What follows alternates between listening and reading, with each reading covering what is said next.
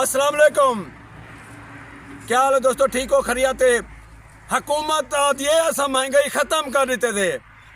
उन्हें मजदूरों के भेज के पूछो जरा रात को 3 बजे उठी कि नहीं बैठे थे सिला था पेन।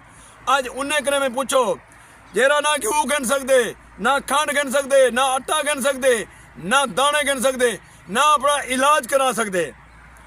जरा सवेरे सवेरे उठते साइकिल ते वेंज के सेल तगारी दी मजदूरी करेंदे। उन्हें कने में पूछो कोई महंगाई ख़त्म कहनी थी। आज मैं 4-5 बंदे कने में पूछे यार उन्हें जरा अपने हालात दर्दनाक हालात रसन ओ मैं को पता है। अली शहजाद मेरे को मौजूद हैं, इन्हें को मैं पूछता कि दर्दनाक जरे हालात है पैन। जी बरकत भाई, लोग आदन महंगाई हुकूमत आदि है महंगाई ख़त्म थी गई।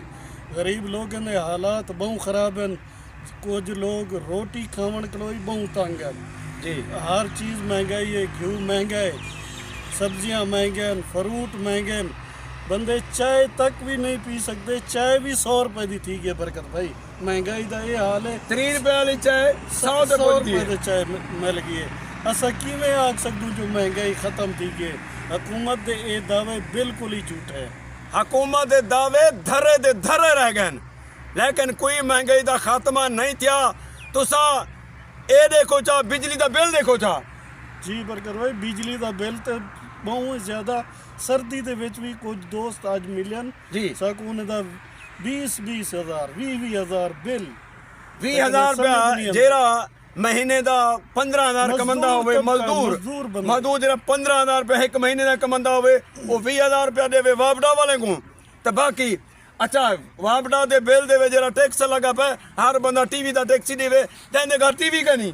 जी मस्जिद दे बिल दे उते भी टीवी दा टैक्स है जी। मस्जिद टीवी लगे पन।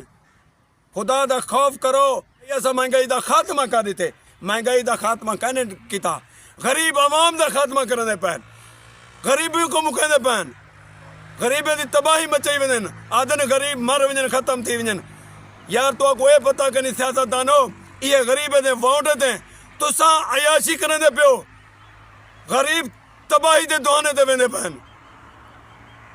वक्त दे हुक्मराने को अपील करे दूं कि ये महंगाई खत्म की थी वजन। लव यू थी गया।